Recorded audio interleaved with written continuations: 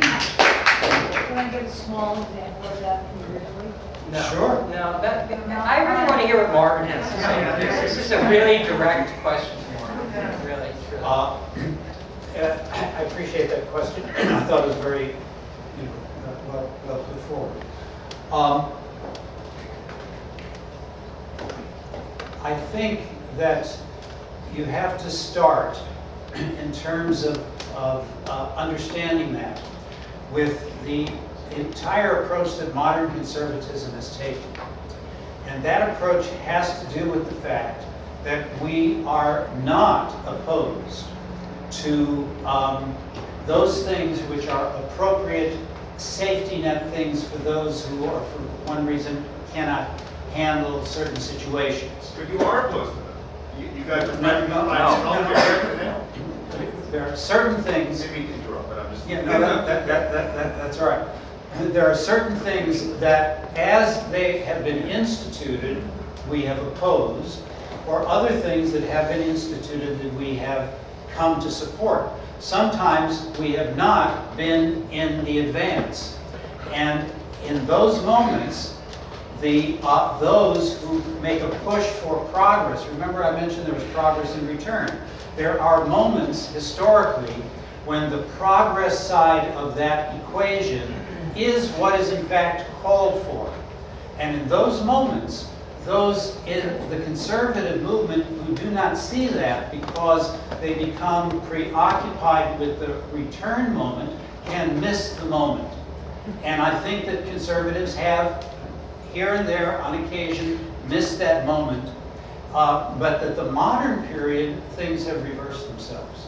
I think today we're in a moment where actually progress is in the hands of the conservatives, because progress now means restoring to the republic not a dependent nanny kind of state, but the self-movement of the entire population, especially in the private sector.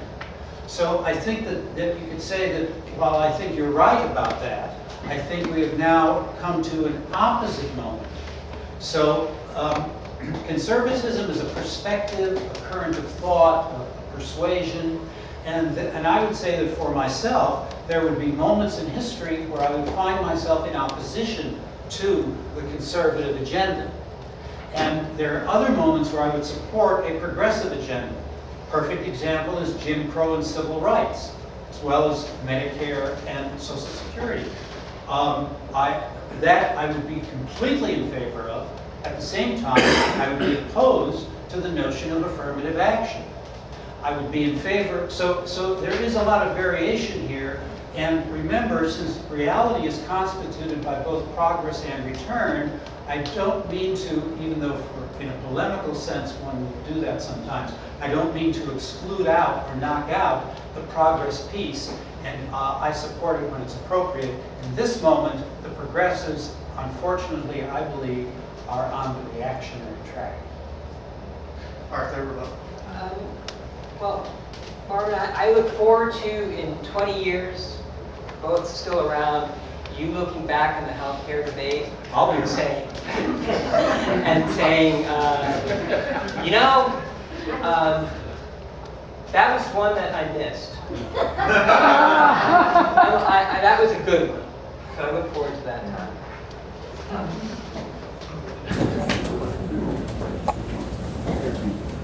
Can I ask you both a question from the perspective of somebody who's a newly naturalized American citizen?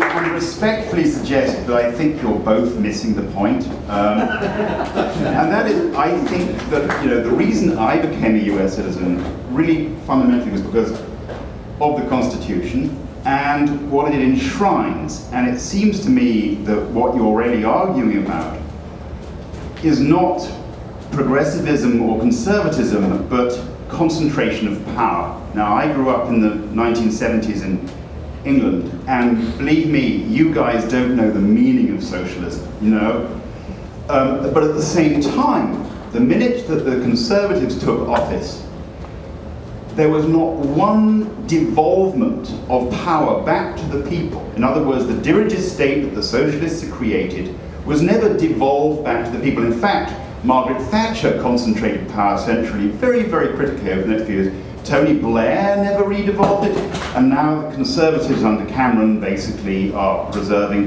the power of the state in its entirety. Now, one of the reasons I moved here, and one of the reasons I love America, is because there is equality. But that equality is the equality which is enshrined in the Declaration of Independence. Everybody is equal in the eyes of the law. And it seems to me that civil rights was never a progressive movement, because all civil rights was doing was making people who should have been equal in the eyes of the law, equal in the eyes of the law. And it would seem to me that you're arguing about concentration of power because what the progressives dislike about the conservatives, with a small c, is the notion that the private sector and corporations have a disproportionate amount of power, and what the conservatives are arguing against progressive is that the state has a disproportionate amount of power. So I just put it to you that the one thing that the Constitution stipulates is that everybody is equal under the eyes of the law, and that the government itself, and I think this is one of the beauties of your system, is that your checks and balances... Your system too. Yeah, well, it's an improvement on our system, because basically you can't get anything done with this system, and that's why it's wonderful. So I wanted to ask you what you both thought was the essential value of not being able to get anything done.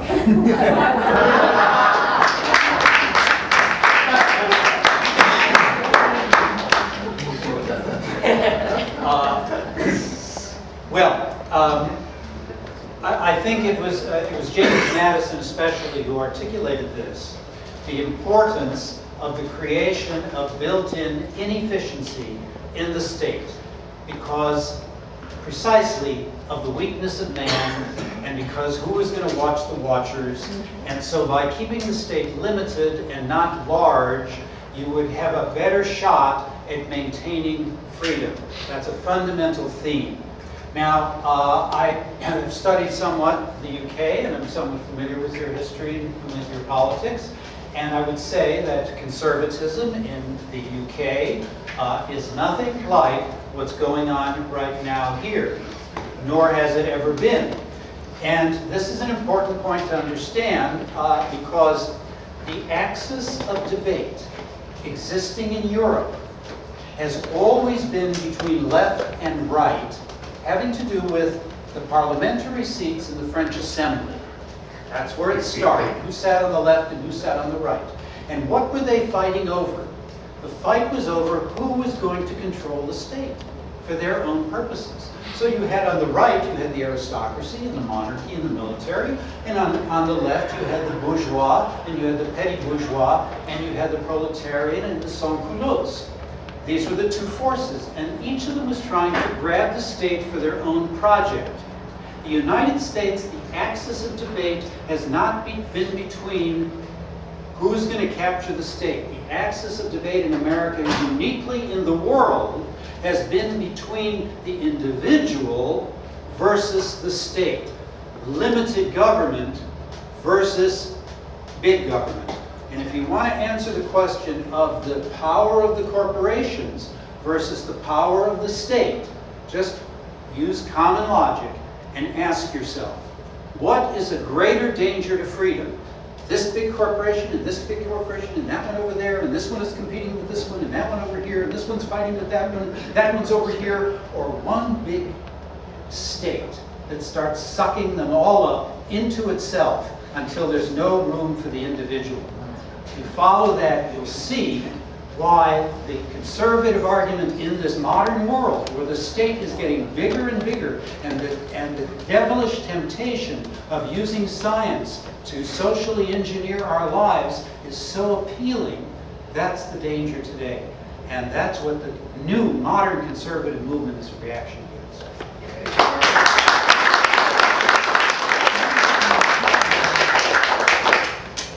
Well, you know, for a group that really wants to advocate all, power and control in the state and isn't fighting to take over the state, the right wing is doing a pretty good job of grabbing the power of the state and trying to expand their role within that state. And, you know, these philosophical arguments are interesting to me, but I think what you mentioned, Ollie, is really right on. I think it is a power struggle for control, and both sides are trying to wrestle control.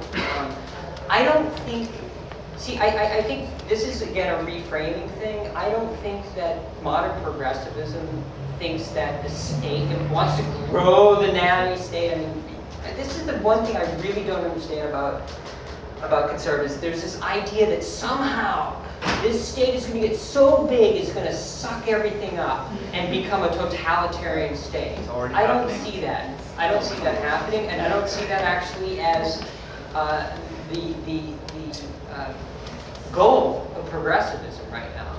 You know, I just don't see it.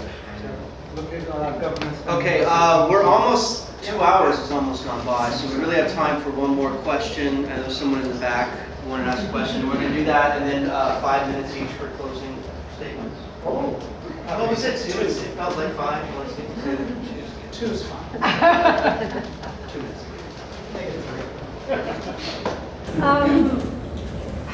I guess my question is sort of philosophical too. As someone who strives to find the middle ground, where I get turned off with politics is it feels very polarized to me often.